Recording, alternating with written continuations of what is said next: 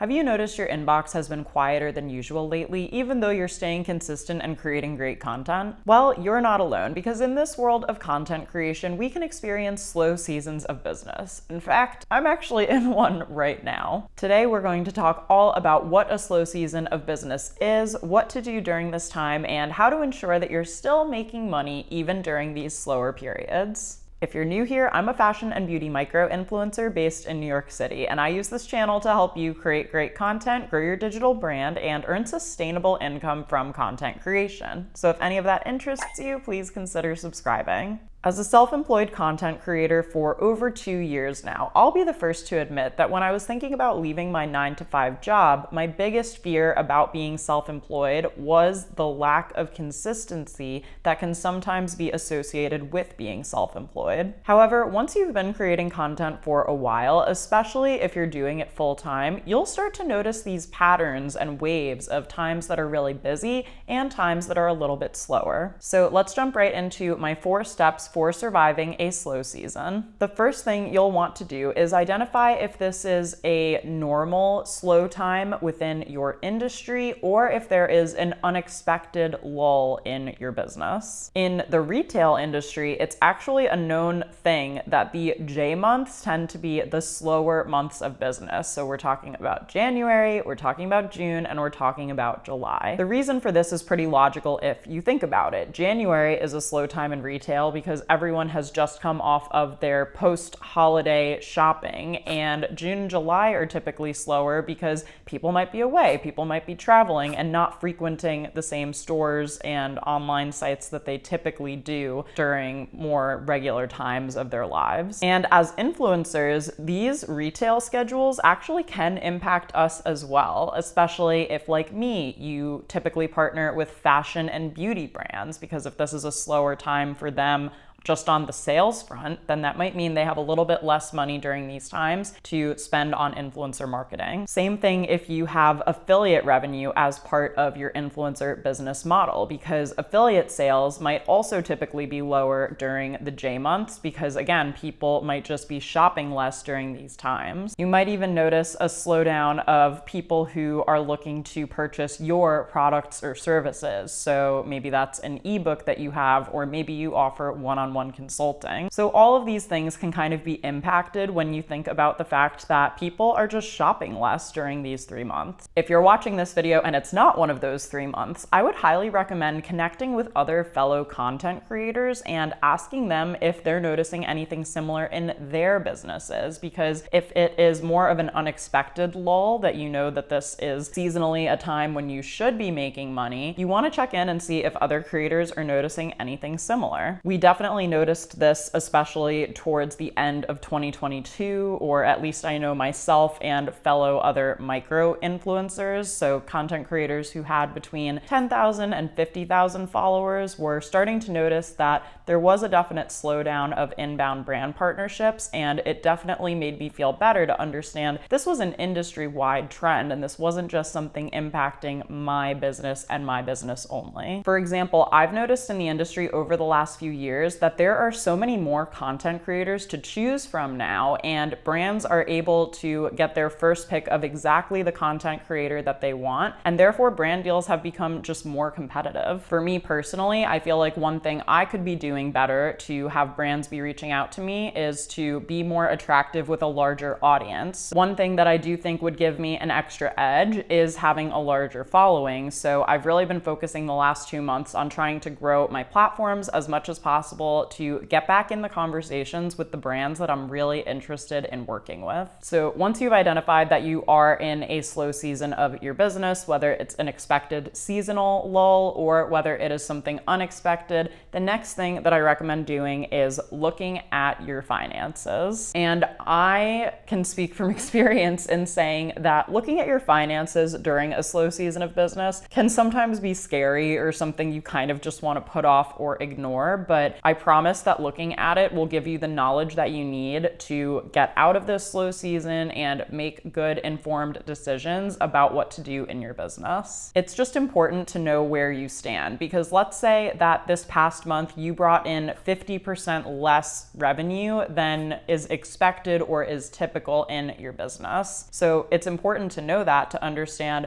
okay, what does this mean for me? What are all of my expenses that I need to deal with? Do I have softwares that I pay for to keep my business up and running? Do I have any contractors who need to be paid? And just writing down a list of what your priorities are, so that with whatever money you did make, you are able to make sure that all of those important bases are covered before thinking about other extraneous things or extra details that maybe you just want to cut back on this month. This is also one reason why, if for some reason you have an exceptional month in your business, like maybe you made 2 times more than you were thinking of making, it can be really easy to get overexcited in the moment and suddenly want to spend all of that money or just be excited that you have it. But I think one of the best things that you can do, especially if you are a small and emerging and growing business, is to take that money aside and set it aside for times like this, so that if you made twice as much as you thought you would one month, and then during one of your slower months you made 50% less than expected, you're going to be able to take some of that money and apply it towards this month so that you're not feeling the impact as much. This is one of those things where in the beginning I spoke about the potential lack of consistency of being self-employed, and you can actually create consistency for yourself, especially if you're able to think ahead and do things like this. If you thought you were going to make $10,000 one month and you actually made $20,000, setting aside that extra $10K to then redistribute throughout your business when you want more consistency is just one way that you can create some level of steadiness and steady flow of income into your business. So that's definitely something to think about. So once you've identified you're in a slower season of business and you're aware of all of your necessary expenses that you need to make sure are covered, the next thing that you're going to want to do is think about what you could be doing with some of this extra time. When you're not as busy with client-based work like brand partnerships, that means that you have more energy to focus on the core of your influencer business. And think about too, what if there is a project that you've been wanting to do that you've been putting off because things have just been so busy? Or what if there's something new you wanted to launch, or a type of content you want to experiment with? This is the time to really get creative and focus specifically on you and not worry as much about what you're creating for clients or brand partners. As an example, after having a wildly successful holiday season in 2021, I was really shocked when in 2022, I took on almost no brand partnerships during the holidays. And to be honest, that was a little bit of a scary time for me in my business, because it was like, what the heck is going on? That was one of those unexpected lulls where I said, this is usually supposed to be my busiest season of work. And since it wasn't, again, rather than stressing out or complaining about it, my first initial thought was, okay, I really want to use this time to create and launch my digital course. So at the end of 2022, since I wasn't working on as many brand partnerships, I really turned all of my attention towards creating and building my course. So I was polling my audience and asking them questions about what they would want to see in the course.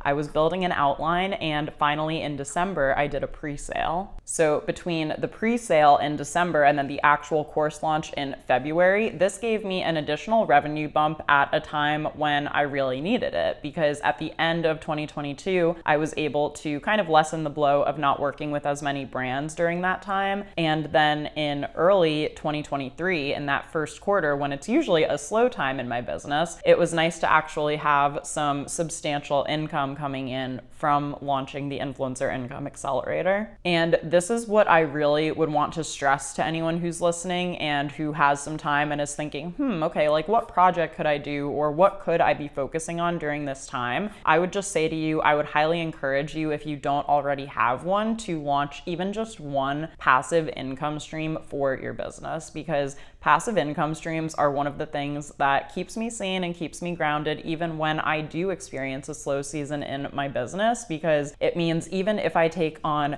zero brand partnerships, right? Even if I'm not working with brands, which has been the case for the last month or two in my business, I'm never making $0. I am always still bringing in income from my digital products, from ad revenue here on my YouTube channel, from affiliate income, from blog posts I've created over the years, or links that I share even on Instagram to collages that I've already tagged and created. And it just gives me such peace of mind to know that there is always going to be something coming in, and that I've already done that hard work to set up those passive income streams, so that now I can focus my energy more on other big projects and other areas while knowing that I'm still getting that baseline consistent monthly income. This topic is actually what my course, the Influencer Income Accelerator, is all about, which is how to start and scale passive income streams in your influencer business. So I will leave a link to that down below in the description box for you in case you're interested in learning more.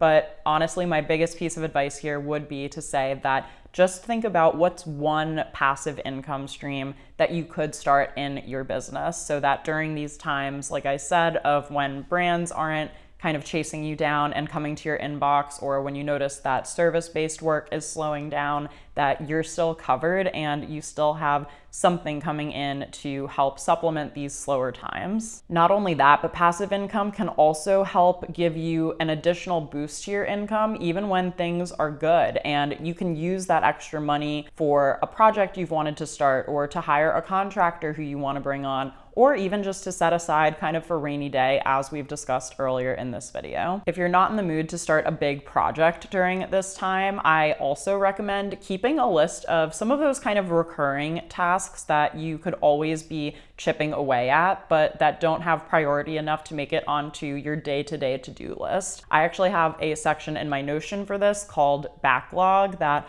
I'll go drop in, like, here's something I could be doing just if I want to throw on an episode of TV and do something kind of passively in my business that will help make an impact later down the road. So I'll read you some things that are actually in my Notion backlog section right now, which is update rate sheet. This is something that I do recommend you do pretty much every quarter, or anytime you have a big bump or growth in your follower count. There are other things in here like rearrange TikTok playlists, pin images to Pinterest that link back to blog posts, go back in and update YouTube thumbnails. For a while, I was using the same kind of boring template for my YouTube thumbnails, and I now have much more interesting designs, hopefully. I know I'm not a designer, but we have Canva, which allows me to look a little bit more like I know what I'm doing. So just to go back and replace some of those YouTube thumbnails to make them more interesting, more clickable, think about ways to make website better, more Patreon monthly content. So these are just all of the tasks that do not make it to the top of my to-do list, but that can still help me in the long run and can get done in my business. So definitely start a little backlog section wherever you track your notes in the back end of your business. I love using Notion, but you can even do the Notes app of your phone or a good old paper notebook. And the next step is to remember that just because this is a time where maybe you're not actively getting brand partnerships doesn't mean that you should fall off from your relationship building and networking. Just because a brand doesn't have budget to pay you right now doesn't mean they won't in the future. So this is a great time to reach out to brand contacts and just send a check-in email. So many content creators don't do this and only email brands when they really want something from them. So even just sending a check-in email to your contact list and saying, hey, how's your summer going? Or how's it going this month? I just had this happen in my business and it made me think of you guys, and I would love to just stay in touch, hear about if you guys have any upcoming launches or if you're hosting any events soon, and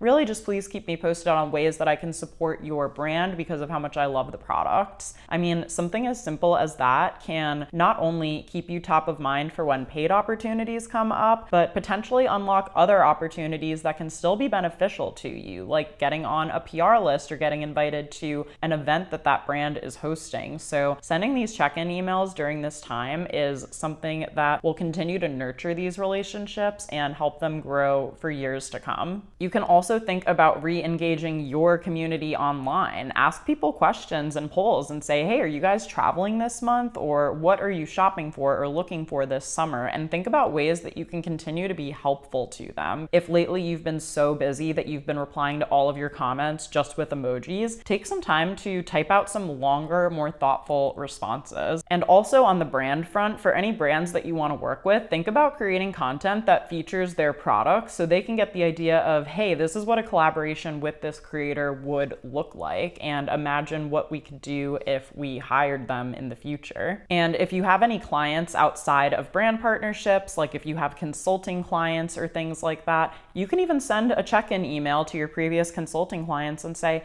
hey, I just wanted to check in and see how it's going since we last spoke. Go back and look at your notes from their sessions, see what they were struggling with, and see how they're handling it right now, because that might be a cue for them to want to book in another session with you to catch up, or ask you one question that you don't mind answering over email versus hiring you for a full hour of consulting. And you could even think about hosting a sale of your digital products if you have them, or physical products, to say, hey, you know, it's a summer flash sale. Like for a few days only, you can get 50% off of all of my digital products if you're looking for a little bit of a cash boost. And I think the most important thing to remember overall is a slow season of business is just that. It's a slow season. It's not going to last forever, especially if you have a proven track record of bringing in business, booking clients, and making money. So don't worry, and you'll see the other side of it before you know it. Don't forget to check out the Influencer Income Accelerator if you are considering launching any passive income streams in your business, which has honestly been transformative for mine. I will leave the link to that down below, as I mentioned earlier. And if you want a more in-depth look into my business as a full-time micro-influencer, be sure to check out the up next recommendation on the screen. Thanks for watching, and I'll see you in the next video.